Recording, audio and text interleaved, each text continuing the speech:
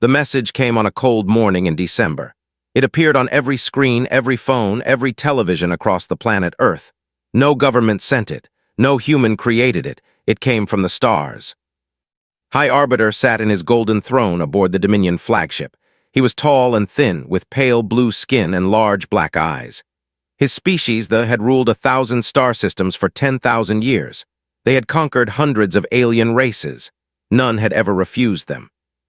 The message was simple. Surrender your world, give up your weapons, become servants of the Dominion. Do this and you will live. Refuse and every human being will die. Watch the blue and green planet spinning slowly on his viewing screen. His advisors had told him about this world. They called it 3 in the old star charts. It was a terrible place. The gravity was too strong. The sun burned too bright. The air was filled with a dangerous gas called oxygen. Storms and earthquakes destroyed the land. Predators hunted in every forest and ocean. Yet somehow life had survived there. Not just survived, but grown strong. The creatures called humans had crawled out of the mud and built cities. They had split the atom and walked on their moon. They were clever, admitted, but they were also young and weak. They still fought wars among themselves. They would fall quickly. "They will accept our terms," said to his admirals. "No species chooses extinction." He was wrong. On Earth, the world watched the alien message in silence. For 1 hour, nobody spoke. Fear spread like a disease. Some people cried, some prayed, some ran to hide. But then something strange happened, something they had not expected. In Washington, the president picked up a phone. In Moscow, another phone rang. In Beijing and London and 100 capitals across the world, leaders who had been enemies for generations began to talk. Old hatreds suddenly seemed small. Ancient arguments no longer mattered. The aliens had made a mistake. They had given humanity something it had never truly had before. A common enemy. Within 24 hours, the United Nations held an emergency meeting. Within 48 hours, every nation on Earth had signed the Unity Accord. Within 72 hours, the United Earth Defense Council was formed. For the first time in human history, there were no more borders. There was only Earth and the darkness that threatened it. Admiral received her orders at midnight. She was a tall woman with dark hair and calm brown eyes. She had served in 3 wars and commanded ships in every ocean. Now she would command something far greater. The world did not know it, but humanity had been preparing for this moment. 20 years ago, astronomers had detected strange signals from deep space. Governments had kept it secret. They had started building, quietly and carefully, shipyards hidden in the mountains of the moon, weapons factories buried beneath the ice of Antarctica, a fleet of warships designed for one purpose, to protect Earth from whatever was out there. They called it the fleet. Stood in a massive underground hangar looking up at her new ship. The UES Prometheus was beautiful and terrible. It was 1/2 kilometer long, built from the strongest metals humanity could forge. Its weapons could crack a mountain in half. Its engines could push it faster than anything humans had ever built. "She's ready, Admiral," said Captain, her second in command.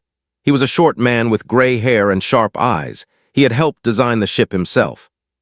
"How many ships do we have?" asked. 93 capital ships, 200 support vessels, 50,000 soldiers ready for boarding actions. Nodded slowly. Intelligence reports said they had thousands of warships. 93 was not enough. It would never be enough. But humans had never let bad odds stop them before. "The aliens gave us 7 days to respond," she said. "How long until the fleet is ready to launch?" 6 days. "Make it 5. Across the world, humanity prepared for war. Soldiers said goodbye to their families. Scientists worked without sleep. Factory workers built weapons around the clock. Everyone knew what was coming. Everyone knew they might lose, but nobody talked about surrender. In Tokyo, an old general named watched his granddaughter play in a garden. She was 5 years old with bright eyes and a happy smile. She did not understand what was happening. She did not know that monsters from space wanted to take her world. "We fight for them," whispered to himself, "for the children who will come after us." In Cairo, a young pilot named kissed her mother goodbye. She had dreamed of flying among the stars since she was a little girl. She had never imagined it would be like this. "Come back to me," her mother said. "I will," promised. She was not sure if it was true. A priest stood before his congregation. He did not speak of fear or doom. He spoke of courage. He spoke of hope. He reminded them that humanity had survived ice ages, plagues, and wars. They would survive this too. God made us on a hard world, he said. He made us strong enough to live there, and he made us strong enough for this. On the 5th day, the fleet launched. 93 warships rose from hidden bases on the moon. They moved into formation around Earth like guard dogs protecting their home. Their weapons powered up. Their crews stood ready. Admiral stood on the bridge of the Prometheus. She looked at the stars where the enemy waited. Her hands were steady. Her heart was calm. "Send our reply to the," she ordered. Her voice was quiet but hard as steel. The communications officer looked at her. "What should we say, Admiral?" Smiled. It was not a friendly smile. "One word," she said. "No." The message flew across space at the speed of light. It reached the flagship in 4 hours. High Arbiter read the single word on his screen. His black eyes grew wide. His thin hands trembled with rage. "No," he whispered. "They dare to say no." He turned to his admirals. His voice was ice and fire. "Send the 3rd Fleet. Destroy them all." The war had begun. The 3rd Fleet was the pride of the Dominion. 400 warships, each one bigger than anything humans had ever built. They had conquered 12 star systems without losing a single battle. Their admiral was Os, a veteran of 100 wars, whose name made alien worlds surrender before he even arrived. Os stood on the bridge of his flagship, the Eternal Victory. He watched his fleet move through hyperspace like a great swarm of metal sharks. Each ship carried thousands of soldiers. Each weapon could burn cities to ash. Against such power, the humans had no hope. "How many ships do the primitives have?" Os asked his intelligence officer. 93 capital ships, Admiral. Perhaps 200 smaller vessels." Os made a sound that was almost like laughter. 93? We have 400. This will not be a battle. It will be an execution." His officers agreed. The numbers were clear. The humans would die quickly, and the Dominion would add another world to its empire. It was simple mathematics. But they did not understand one important thing. They did not understand. On Earth, admirals studied everything humanity knew about their biology, their technology, their history. She spent hours reading reports and watching recordings. She learned how they moved, how they thought, how they fought. And she found their weakness. "Look at this," she said to her war council. She pointed to a star chart on the wall. "The Prime." The planet glowed soft and blue on the map. It looked peaceful, gentle. "Perfect temperatures all year long," continued. "No harsh winters, no burning summers, no earthquakes, no hurricanes, no volcanoes. Their world is a paradise." Captain frowned. "How does that help us?" "Because they never had to adapt," smiled. "They never had to survive. Their bodies are weak. Their ships are designed for comfort, not hardship. They cannot handle extreme heat or cold. Their soldiers have never fought in a blizzard or a desert." She turned to face her officers. "We have." Doctor stepped forward. She was a small woman with glasses and messy black hair. She had spent her whole life studying physics and engineering. Now she would use that knowledge to save her species. "We captured a probe last year," she explained. "I have been studying their technology. Their cooling systems are impressive but fragile. If the temperature rises too fast, they fail completely. Their crews cannot survive in anything above 40 degrees Celsius. 40 degrees, said General from Nigeria. He laughed. That is a cool day in Lagos. Exactly, said. Humans can survive temperatures that would kill them in minutes. We can use this. Nodded, the plan was forming in her mind. It was dangerous. It was crazy. It was perfectly human. We cannot beat them with numbers, she said. So we will beat them with something else. We will beat them with fire. While the admirals planned, the soldiers prepared. In a training facility beneath the Rocky Mountains, Sergeant Stone led his squad through another exercise. They ran through smoke and flames. They climbed walls and crawled through mud. They fought in freezing cold rooms and burning hot chambers. Their bodies screamed with pain, but they did not stop. Stone was a big man with scars on his face and hands. He had grown up on the streets of Detroit. He had survived gang wars, prison, and 3 tours in foreign deserts. Nothing scared him anymore. The aliens think we are weak, he told his soldiers. They think we will break. They are wrong. We are humans. We were built for pain. We were made for war. Show me what you can do. His soldiers roared and ran faster. In orbit around the moon, Pilot climbed into her fighter for the 100th practice run. The cockpit was small and hot. The G-forces during combat maneuvers pressed against her body like giant hands trying to crush her. She loved every second of it. "Enemy targets approaching," said the computer voice. 10 contacts, speed 3,000 kilometers per hour. Grinned, "Let's dance." She threw her fighter into a spin that would have knocked a pilot unconscious. Her vision went gray at the edges. Her heart pounded, but her hands stayed steady on the controls. She destroyed all 10 targets in 43 seconds. "New record," the computer said. "I can do better," replied. "Run it again." On the other side of the world, Doctor worked on her secret project. She called it Protocol Prometheus. It involved the sun itself. "We cannot fight them in open space," she explained to Admiral over a secure channel. "But we can choose where the battle happens. We can lead them into a trap." "What kind of trap?" Showed her the plans. They were brilliant and terrifying. "You want to weaponize our own sun," said slowly. "Yes." The Admiral was quiet for a long moment. Then she started to laugh. It was not a happy sound. "The aliens have no idea what they started," she said. "Do it." Across Earth, humanity worked together like never before. Chinese engineers helped American scientists. Russian soldiers trained with Brazilian Marines. Old enemies became brothers and sisters in arms. The world had never been so united. And it had never been so dangerous. The Third Fleet dropped out of hyperspace 3 days later. 400 warships appeared beyond the orbit of Mars, their weapons hot and ready. Admiral Oss looked at the tiny human fleet waiting near Earth. 93 ships against 400. He almost felt sorry for them.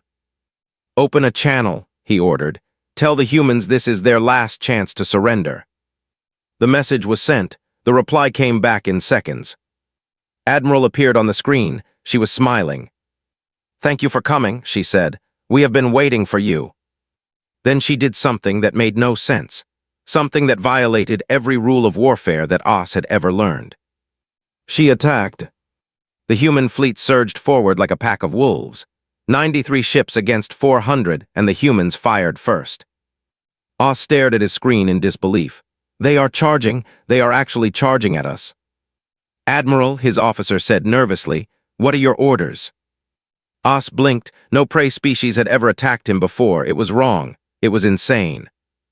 It was terrifying. "All ships," he commanded, "open fire." The battle for Earth had begun. Space lit up with fire. Thousands of weapons blazed across the darkness. Plasma bolts and missiles crossed the void like angry stars. Ships exploded in bright flashes of light and metal. Admiral Oss watched the battle from his command throne. His fleet outnumbered the humans more than 4-1. Victory should have been easy. It should have been quick. It was neither. The human ships moved like nothing he had ever seen. They twisted and turned at speeds that should have killed their crews. They flew through walls of plasma fire without slowing down. They did not fight like prey animals running from a predator. They fought like predators themselves. "Target the large ship in front," Oss ordered, "the one they call Prometheus." 20 warships focused their weapons on Admiral's flagship, enough firepower to crack a small moon. The Prometheus did not run. It did not hide. It flew straight toward the guns, spinning and rolling through the explosions. Its own weapons fired constantly, hitting 3 enemy ships in 10 seconds. "How are they doing that?" Oss demanded. "Those maneuvers should crush their bodies." His science officer checked the data with shaking hands. "Admiral, human bodies are much denser than ours. Their bones are stronger. Their muscles are larger. They can survive forces that would kill any instantly." Oss felt something cold in his stomach. Fear. He had not felt fear in 50 years of war. What kind of monsters are these creatures? Across the battlefield was having the time of her life. Her fighter danced between enemy ships like a leaf in a storm. Warning lights flashed. Her body ached from the pressure. Sweat ran down her face. She was smiling. 3 more on my tail," she reported through her radio. "Copy that," said her wingman Carlos. "I see them breaking left." Pulled her fighter into a vertical climb, then twisted into a roll that pressed her down with 10 times the force of Earth's gravity. Her vision went gray. Her lungs struggled to breathe, but she did not slow down. The fighters behind her could not follow. Their pilots passed out from the pressure. Their ships flew straight into an asteroid and exploded. 3 more down, said, "Who's counting?" "You're crazy," Carlos laughed. "We're all crazy, that's why we're winning." On the carrier Endless Night, alarms screamed through every corridor. Something had attached to the hull, something was cutting through. Boarding pods. The humans were not satisfied with shooting from a distance. They wanted to fight face to face. Sergeant Stone was the first through the breach. He wore heavy combat armor and carried a rifle that could punch through steel. Behind him came 20 soldiers, the best fighters Earth had to offer. Warriors were waiting for them. They were tall and thin with armor that glowed soft blue. They raised their weapons and fired. Plasma bolts hit Stone in the chest. The impact threw him backward. His armor smoked and sparked. He got back up. The soldiers stared. No creature had ever survived a direct hit from their weapons. No creature had ever gotten back up. Stone raised his rifle and fired. 3 fell dead. "Push forward," he ordered. "Take the bridge." His soldiers charged into the enemy like wolves among sheep. They were taller, but the humans were stronger. They were faster, but the humans could take more damage. Every time a human fell, another stepped over the body and kept fighting. One soldier, a young woman named, took a blade to her arm. She looked at the wound, switched her weapon to her other hand, and shot her attacker in the face. "Just a scratch," she said. The commander on the Endless Night watched his warriors die on the security screens. He could not believe what he was seeing. The humans were wounded. They were bleeding. Some had lost limbs, but they kept fighting. They kept coming. "What does it take to stop them?" he whispered. His answer came when Stone kicked down the door to the bridge. The sergeant had been shot 5 times. His armor was broken in a dozen places. Blood dripped from a cut on his head. He was still standing. "This ship belongs to Earth now," Stone said. He raised his rifle. The commander closed his eyes. Back in the main battle, Admiral watched the reports with grim satisfaction. Her ships were taking heavy losses. 20 had already been destroyed, but there were losing ships too, far more than they expected. "Status report," she demanded. "We've lost 21 ships," Captain reported. "They have lost 63. Our boarding teams have captured 4 enemy vessels." "Good, continue the attack." "Admiral, we cannot sustain these losses forever. We need to begin phase 2 soon." Nodded, she had been waiting for the right moment. They were confused now, their confidence shaken. They had expected the humans to die quickly. Instead, they were fighting a nightmare. It was time to make the nightmare worse. "All ships," she broadcast, "begin tactical withdrawal toward the sun. Lead them in." The human fleet started to pull back. They did not run in panic. They retreated slowly, fighting every step of the way, making the pay for every kilometer. Admiral Oss saw the withdrawal on his screens. Finally, he thought. The humans were breaking. They had fought well, better than any species he had ever faced. But in the end, numbers won wars. "All ships pursue," he ordered. "Do not let them escape. Finish this." 400 ships surged forward, chasing the retreating humans toward the burning heart of the solar system, toward the sun. They did not know they were flying into a trap. On the Prometheus, watched the enemy follow her fleet. The sun grew larger on the viewing screen. Its fire filled the darkness with golden light. "How far until we reach the activation zone?" she asked. 12 minutes, Admiral." "And the enemy?" "Still following, they have taken the bait." Allowed herself a small smile. They were proud. They were arrogant. They could not imagine that the prey they were chasing might turn around and bite. They would learn. "Signal all ships," she said. "Prepare for Protocol Prometheus. When we reach the zone, every vessel will turn and fight. We hold the line until the trap is sprung." "Yes, Admiral." Looked at the sun on her screen. In a few minutes, she would ask her people to fight in the fire itself. Many would die, perhaps all of them would die. But they would not die alone, and they would not die as victims. They would die as warriors. "Come on, you alien bastards," she whispered. "Follow us into hell." The sun filled the sky like an angry god. Its surface boiled with fire. Waves of heat and radiation poured outward into space. No sane creature would come this close to a star. But humans were not always sane, and they were about to learn that lesson. Admiral stood on the bridge of the Prometheus. The temperature inside the ship was rising. Sweat dripped down her face. The metal walls groaned under the pressure of the solar wind. but the human ship held together. Human engineers had built it to survive hell. Behind her, the fleet was still coming. 300 warships chasing the surviving human vessels toward the sun. Admiral Oss could taste victory.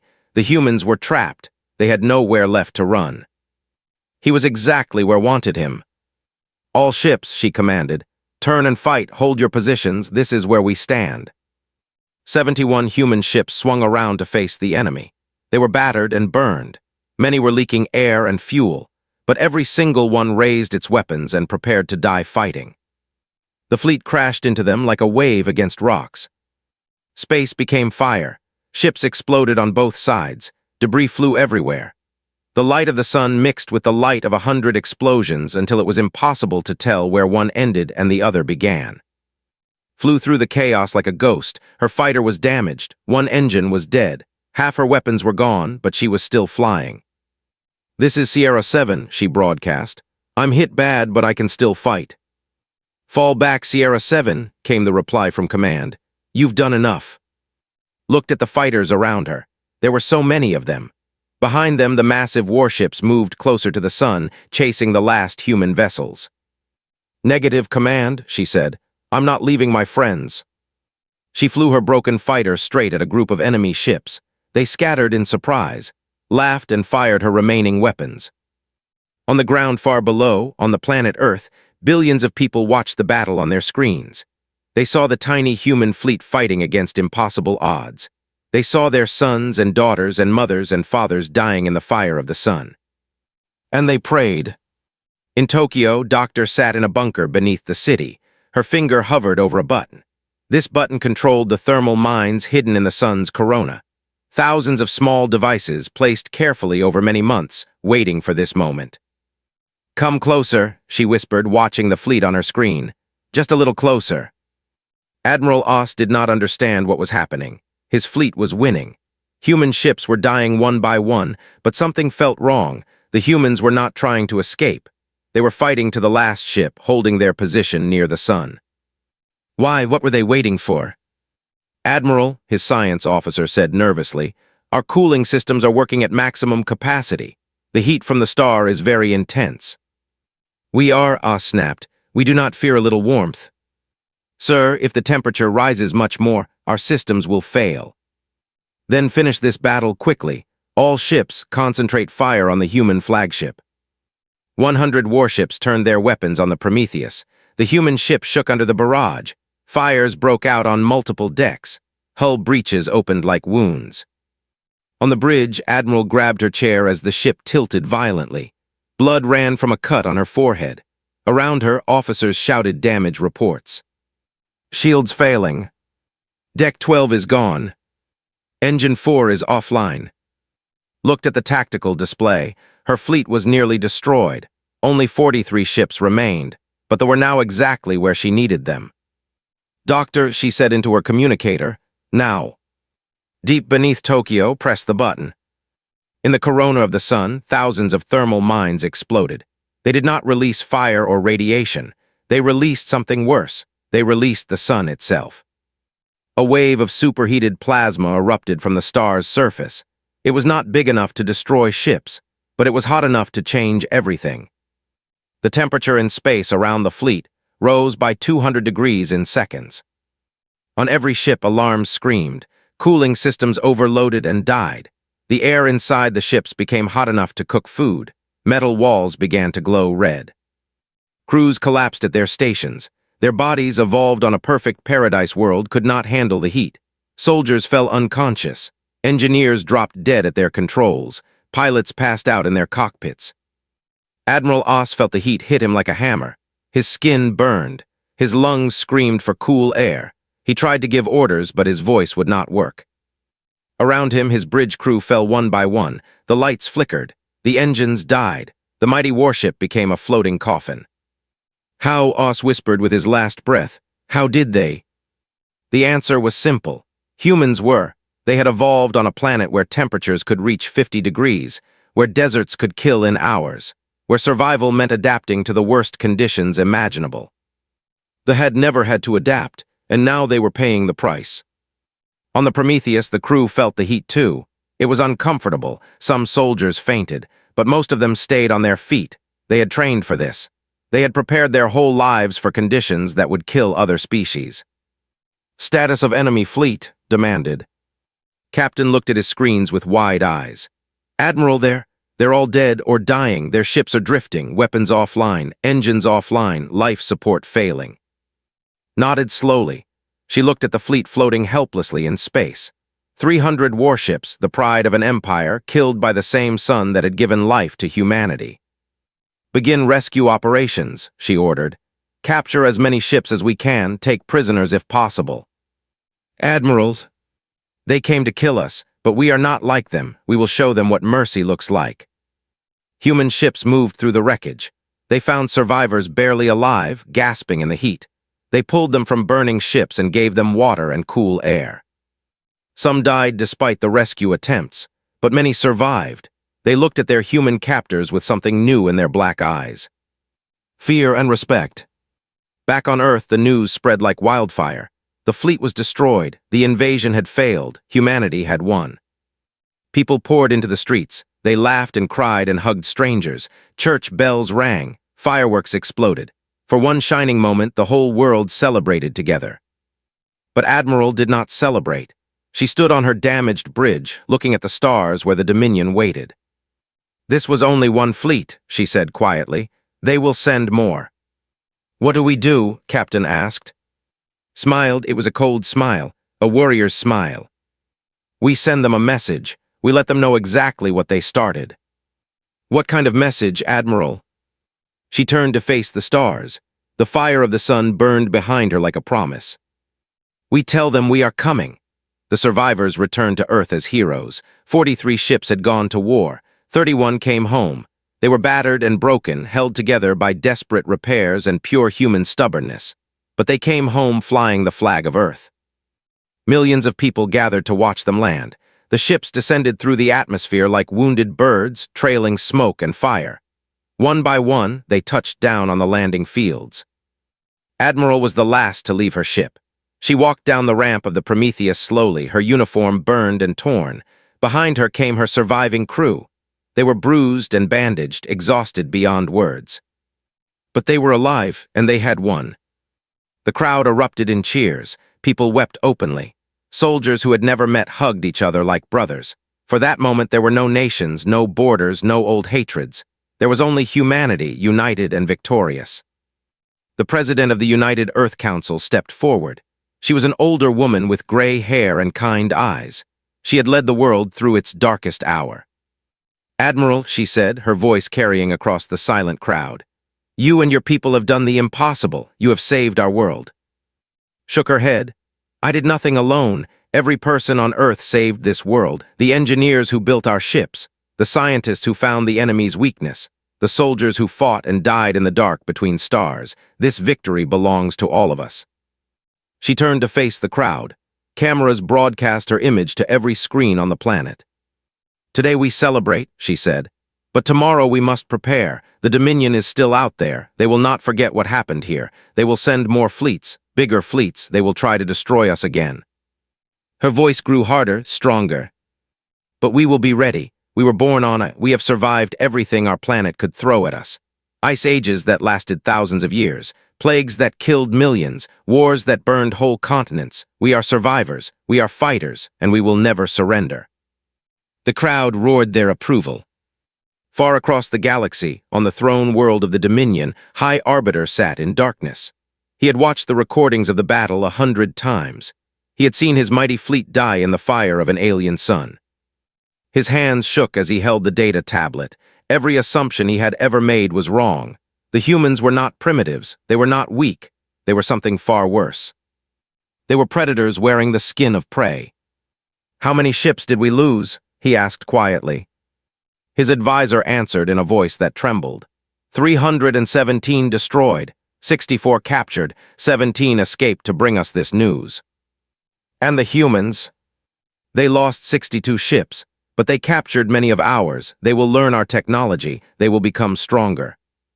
Closed his eyes. He remembered the recordings of human soldiers fighting in the corridors of ships, shot again and again, bleeding from terrible wounds and still coming forward.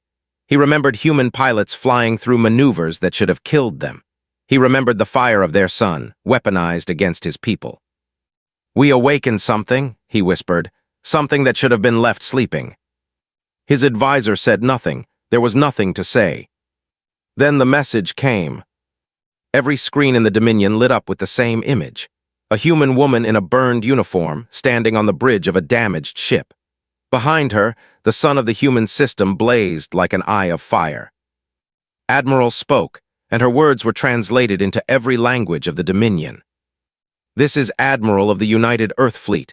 I am speaking to High Arbiter and the Dominion." She paused, her eyes were cold and steady. "You came to our world with threats of extinction. You called us primitives. You thought we would kneel and beg for mercy. You were wrong. We are humanity. We are the children of Earth that tried to kill us for millions of years. We evolved alongside predators that wanted to eat us. We survived plagues that should have ended our species. We fought wars among ourselves with weapons that could crack the planet, and we are still here. You asked for our surrender. Here is our answer." She stepped closer to the camera. Her voice dropped to something quiet and dangerous. "We do not surrender, we do not forgive, and we do not forget. You destroyed your fleet against us. Send another and we will destroy that one too. Send 10 fleets and we will destroy them all. We will learn your technology. We will build new ships. We will become stronger with every battle you force us to fight. And then, when we are ready, we will come for you. Not to conquer, not to enslave. We are not like you. But we will find every species you have conquered. We will free them. We will tear your empire apart world by world until there is nothing left but ashes and memory. You wanted to meet the High Arbiter. Congratulations. You have our full attention." She smiled. It was the smile of a wolf looking at sheep. "We are coming, and we answer everything with fire." The transmission ended. Silence fell across the Dominion. On 1,000 worlds, citizens stared at their screens in horror. On 1,000 conquered planets, enslaved species looked up with hope for the first time in generations. The humans were coming. On Earth, the work began immediately. New ships were built, bigger and stronger than before. Human scientists studied captured technology and made it better. Soldiers trained harder than ever. The whole planet became a factory of war. But they did not forget to live. Children still played in parks. People still fell in love and got married. Artists still created beautiful things. Humanity did not let the war consume everything that made them human. Admiral watched the construction of the new fleet from her office window. Ships rose into the sky every day, carrying supplies and soldiers to the growing armada. The fleet was becoming something bigger, something that would make the galaxy tremble. Captain stood beside her. He had recovered from his wounds, though he would always carry scars. "Do you think we can really do it?" he asked. "Free all those worlds, defeat the entire Dominion?" Thought about the question for a long time. "I don't know," she admitted. "The Dominion is vast. They have thousands of ships, millions of soldiers. It could take generations." "Then why send that message? Why promise something we might not be able to deliver?" Turned to face him, her eyes burned with quiet fire. "Because hope matters. Because somewhere out there, enslaved species are hearing about us. They're learning that someone stood up to the Dominion and won. They're learning that the monsters who conquered them can be defeated." She looked back at the rising ships. "We might not free them all. We might not live to see the end of this war. But we started something today. We lit a fire that cannot be put out. And someday, whether it takes 10 years or 100, that fire will burn the Dominion to the ground." Nodded slowly, he understood. "The doctrine," he said. "The doctrine," agreed. "Never surrender, never stop fighting, and always answer with fire." High above Earth, the new fleet moved into formation. Hundreds of ships, with more coming every day. They pointed their weapons toward the stars, toward the darkness where the enemy waited.